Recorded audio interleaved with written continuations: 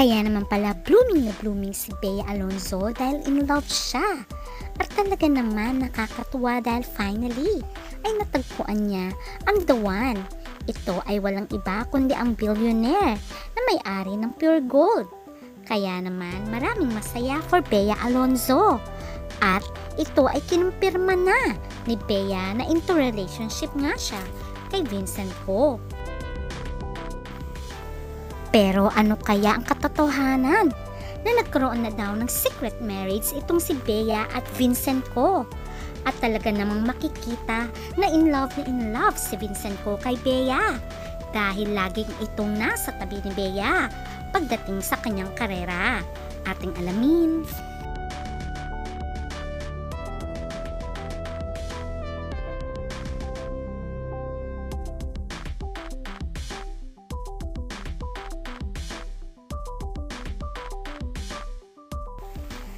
May tuturing si Bea Alonzo na A-lister ng Philippine showbiz at tinatawag na rin siya ng queen ng kanyang kapanahunan dahil sa dami na rin ng kanyang napatunayan. Isa si Bea Alonzo na maraming ginawang blockbuster movies at mga hit teleseries kasama ang kanyang partner before na si John Lloyd bilang love team. Kaya naman maraming mga lalaki ang nagmamahal kay Bea dahil nasa kanya na ang lahat. Total package, ika nga. Kaya naman sa pagdating ni Vincent Ko na tagapagmana ng Pure Gold Company ay talaga naman sinasabi nilang bagay si Bea at si Vincent Ko. Dahil si Vincent Ko ay isang bilyonaryo at successful businessman. Samantalang si Bea ay very successful actress at marami na ring napatunayan sa mundo ng showbiz. Hindi lamang yun, isa na rin itong bilyonarya at may mga negosyo na rin. Kaya sabi ng mga netizens ay bagay na bagay si Bea kay Vincent Ko dahil pareho silang successful sa kanilang mga chosen careers. Kaya naman very spoiled pala itong si Bea kay Vincent Ko. Dahil pati chopper ng kanilang pamilya ay talaga namang hatid sundo si Bea. Especially pag umuwi ito sa Zambales kung saan may farm si Bea doon. Kaya sabi ng mga fans, blessings in disguise na hindi natuloy ang relationship ni Bea kay Dominic Roque dahil hindi naman daw pinanindigan ni Dominic ang kanyang proposal kay Bea at sila ay naghiwalay. Nauna pang nagkaroon ng relationship itong si Dominic dahil girlfriend niya na itong si Ramirez Su. Kaya sabi ng mga fans, deserve naman ni Bea na magkaroon ng forever. At mukhang dininig na ang panalangin ng nanay ni Bea na si Mami Mary Ann. Ang nais niya lang sa kanyang anak na sana someday ay magkaroon ito ng sariling pamilya. Sabi pa nga ni Mami Mary Ann, deserve ni Bea yon. Dahil ayon kay Mami Mary Ann ay napakabait ng kanyang anak at talaga namang matulungin ito sa kapwa. Kaya deserve naman ni Bea na sana ay may magmahal sa kanya ng totoo at tapat. Kaya sabi ng mga netizens ay very successful si Bea, hindi lamang bilang artista, kundi pati sa negosyo. Kaya naman perfect match sila ni Vincent Ko. At talaga namang sinusuportahan ni Vincent si Bea sa kanyang mga negosyo. Dahil nung magkaroon ng event itong si Bea sa kanyang Bash Manila sales event, ay nandun si Vincent Ko para suportahan ang dalaga. At take note, sila rin ay mahilig mag-travel ni Bea. Alam naman natin mahilig mag-travel itong si Bea Alonzo at lagi nandun itong si Vincent Ko. Kaya naman ang tanong ng karamihan, since si Vincent Ko ay may lahing Chinese, hindi naman kaya Chinese ang pipiliin ng kanyang mga magulang? Pero ang nakakatuwa ay tanggap ng pamilya itong si Bea Alonzo dahil may mga event ang Pure Gold kung saan ay ka-table pa nga ng mommy ni Vincent itong si Bea Alonzo. Ang nakakatuwa pa, tuwing may event ang Pure Gold Company ay laging nandun si Bea na nakasuporta sa kanyang boyfriend na si Vincent Ko. At makikita naman na talagang ang presence ni Bea ay nandun at pinapakilala nga si Bea sa mga members din ng kumpanya. Kaya maraming natutuwa dahil laging present si Bea sa mga event ng Pure Gold Company kung saan ito ang kumpanyang hinahawakan ngayon ni Vincent.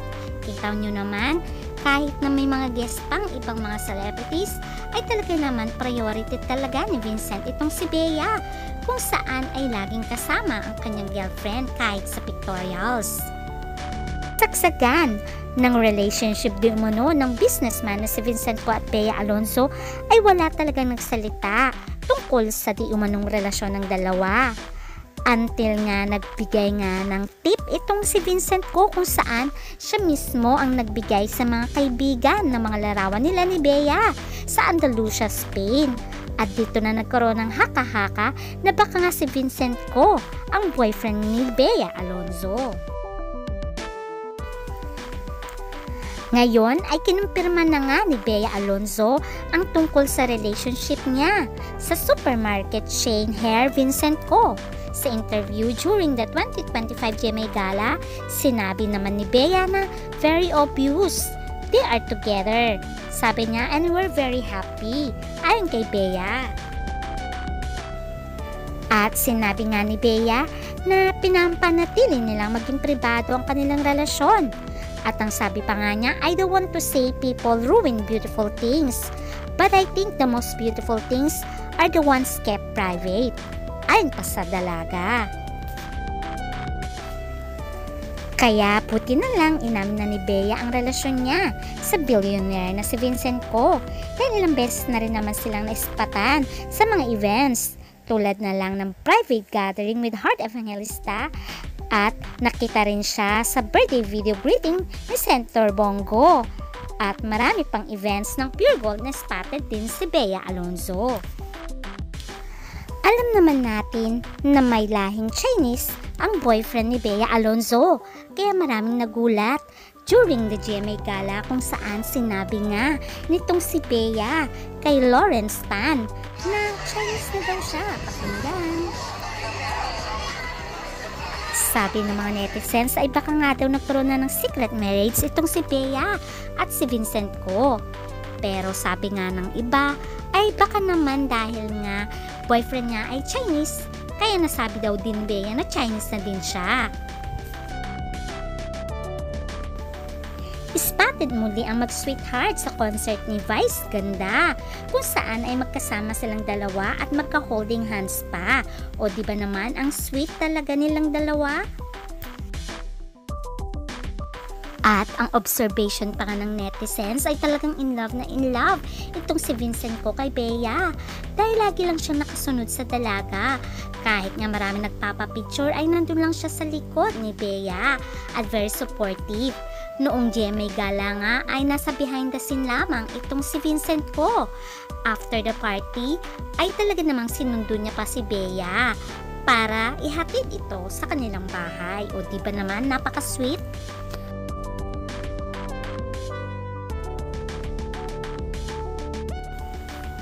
At spotted din muli si Bea at Vincent Co na magkasama sa isang van after ng concert ni Vice Ganda. Kaya naman marami talaga ang kinikilig.